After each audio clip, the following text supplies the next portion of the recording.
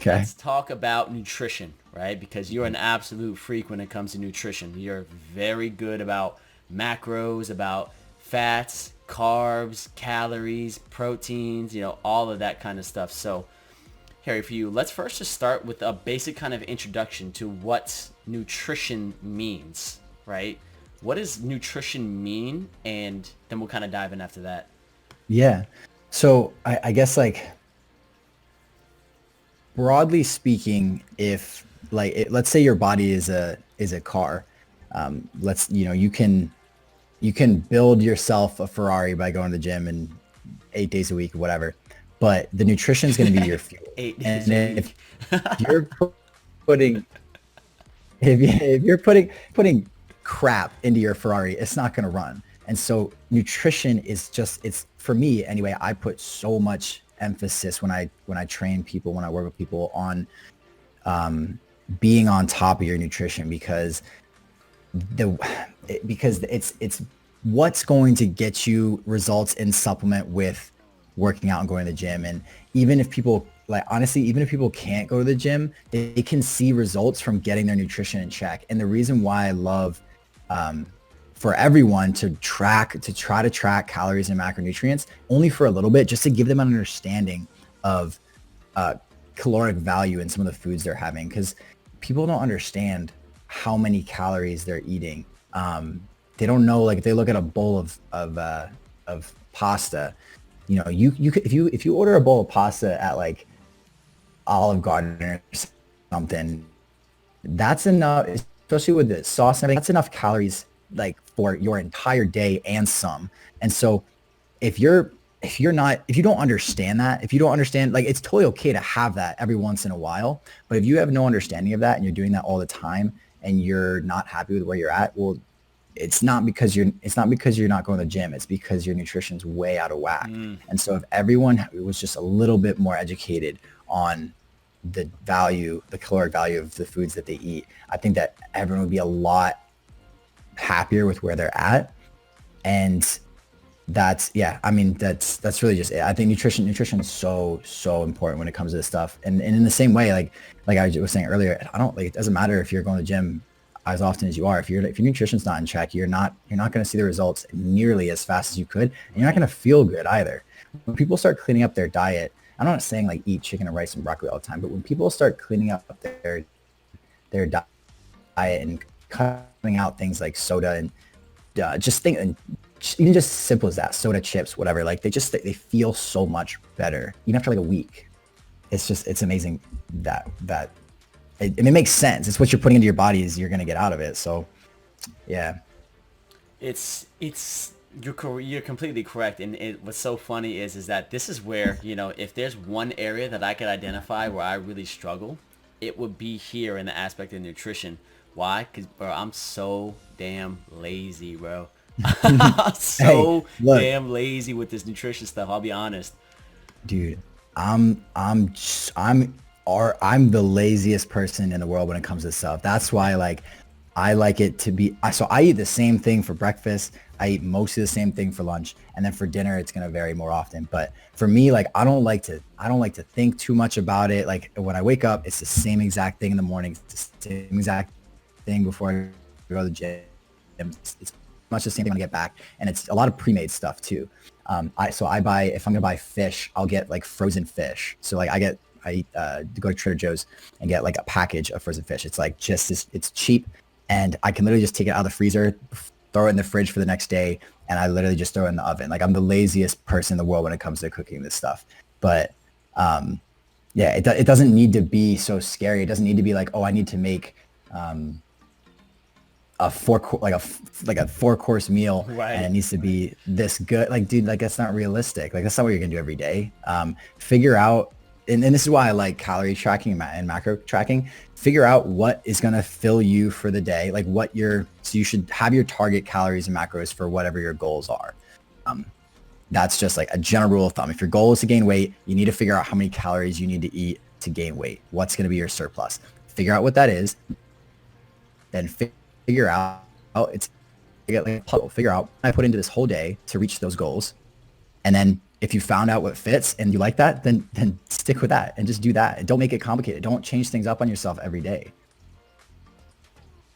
And it's my question for you, Harry, is so let's dive in because you said a couple things that are really interesting there. And even I don't necessarily know everything, nor should I. I'm not a fitness expert like you are.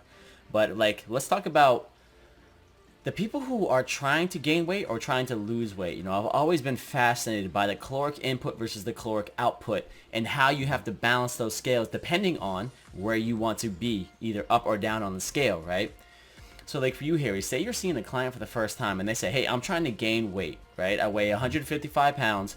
I work from, 8 to 7. I burn roughly, they don't even know how many calories they burn in a day, right? How do you go about that process of creating a plan to help that person kind of gain weight?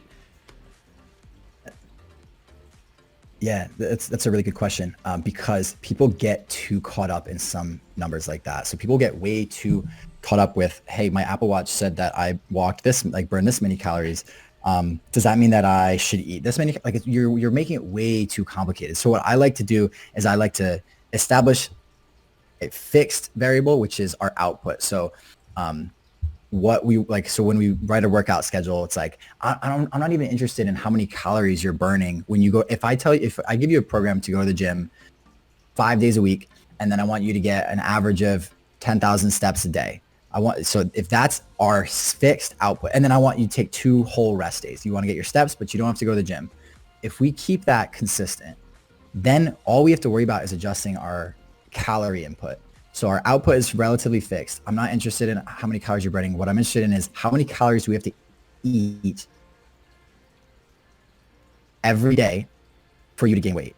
And if, let's say we say for this individual, it's 2,400 calories and it's this much protein, this much fat, this much carb. If they do that for 2 weeks and they don't see results, guess what we're going to do? We're going to add more food. Right. Or we're going to take away cardio. But I don't usually like doing that. I like to add more food. And you're gonna find by just adjusting that one thing. Again, I'm not interested in if you burn an extra 200 calories because you had to walk to work or some shit like that. It doesn't matter. Adjust the calorie input, and then inevitably you're gonna gain weight. But then also inevitably you're gonna hit a plateau. And what do you do then? Well, first of all, you make sure it's a plateau by waiting about a week or so to make sure you're not just fluctuating as you normally would. And then you change the input. You add more calories. I have someone right now who's man, I think he's like 150 pounds or so. Homie is eating 4,400 calories a day, I think, which is insane. And he's like, right now, he's like, we're steadily gaining weight, but not like if another person were to eat the same thing. Everyone's different. Everyone's calorie input for them to gain and to lose is going to be very different. So that's why it's always a process. It's always an ever-changing process. Now, I want you to think about that type of person. Think about that kid, for example, that I'm working with. Think about if he wasn't tracking what he was eating and he didn't know he had to eat 4,400 calories a day to gain a pound a week, how disheartening would it be if 4 days a week he's eating 5,000 calories, 2 days a week he's eating 2,600 and he's not seeing any results? Like, how do you even know where to start? Like, how do you know, like, you can't just eat until you get sick. Like, that's why tracking is just so darn important, because you're accounting for everything. And it's not a question. If you're not making progress, change something. And that's why personally I like tracking, because there's you don't leave anything up to question. And that's interesting, Harry, because when you had said that, you put a lot of, I would imagine, concerns that people would have when it comes to the whole process of trying to gain or lose weight to bed, right? It's focusing on the important things. Find a fixed variable, which is exercise or caloric output. And then from there, you just figure out what you need to eat through trial and error. It's not about trying to hey, you need to hit 7,000 calories or you need to hit this. Hey, let's just start here. Let's see how it goes, and then we'll make our adjustments. Yeah. Right. That's what it is. And it's like, I can't stress enough how complicated people want to make it. And I can say the same thing about going to the gym too. They're like, how much rest time should I have on my heavy compound movements versus my accessory movements? And it's like, do you only go to the gym for a week? Just like, that's not gonna be the reason you're gonna get to where you're going. You just got to keep doing it. Keep it simple. Just do the lifts. Like, there are correct answers for these questions, but you're not there yet. You don't need to be there. Even I'm not to the point where like I need to worry about more variables than a beginner does. But if you're just starting with your nutrition, with your health, with your fitness, and like, don't make it too, don't, like, people I talk to like, oh, am I not getting enough like zinc in my diet? It's like, well, I mean, you're under eating by a lot. And so you're the least of your worries right now is the zinc you're getting. You should be worried about eating enough to sustain your body. Like, it's just don't make it too complicated. That's all. That's so it. It's always been kind of laughable to me, like, because I see this sometimes when I'm at physical therapy, when I'm at work, right? These people, they know what they're supposed to do, but they'll try to bypass the work that it takes to do what they need to do by making up some other thing that's the problem. Yeah. It's like, bro. Yeah. Yeah.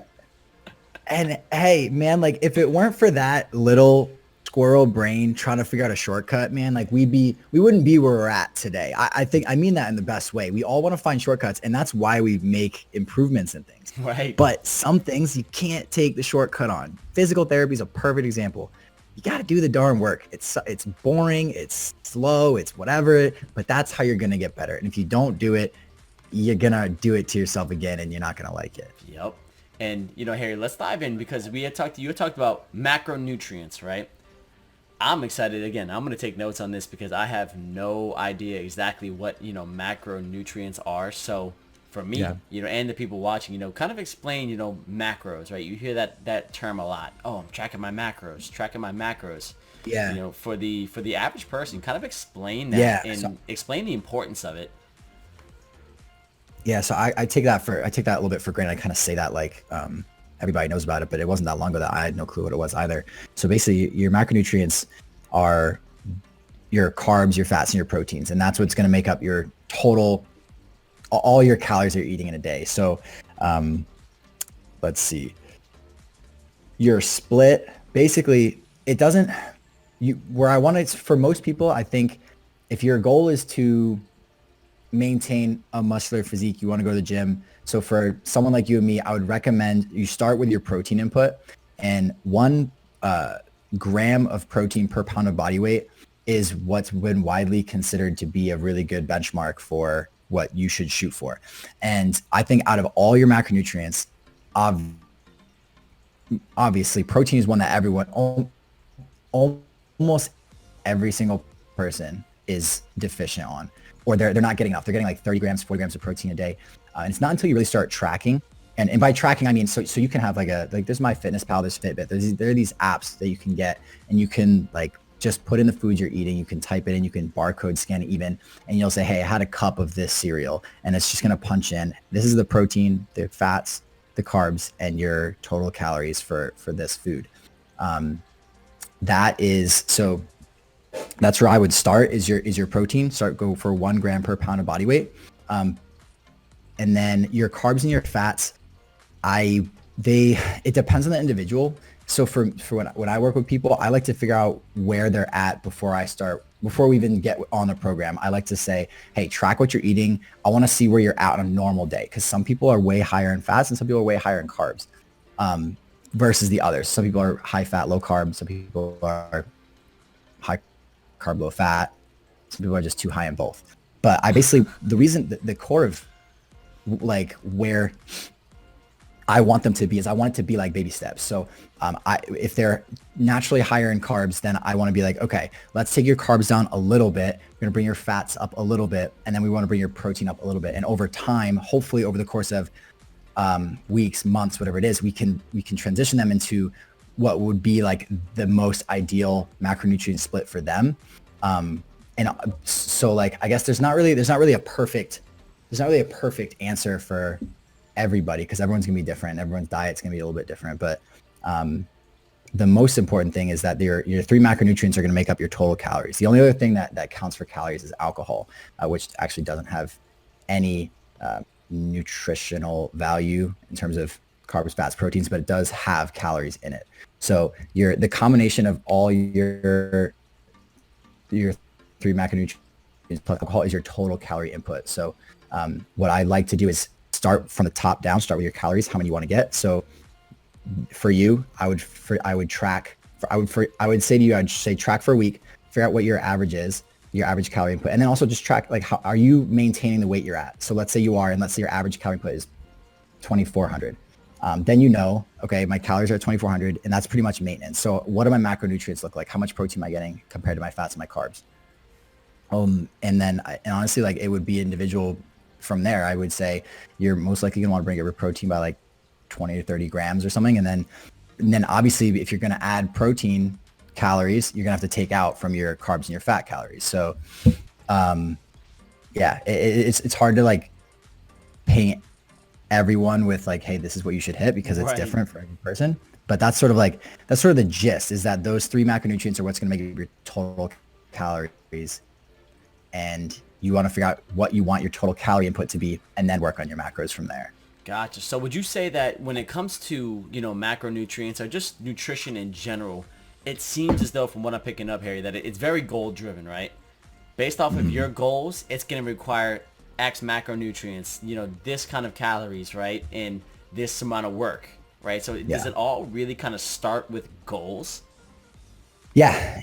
I think it does. And I think, so let's just take an athlete, for example, might want to consume a lot more carbohydrates than someone else for that, like kind of that quick energy. So that for someone that's an athlete that I work with, I would recommend a different split than somebody else. Definitely. I mean, with all this stuff, you really want to be clear on what you want to get out of it. It's like anything. If you just kind of get into it without sort of an idea of what you want to get out, it's really hard to stick with it.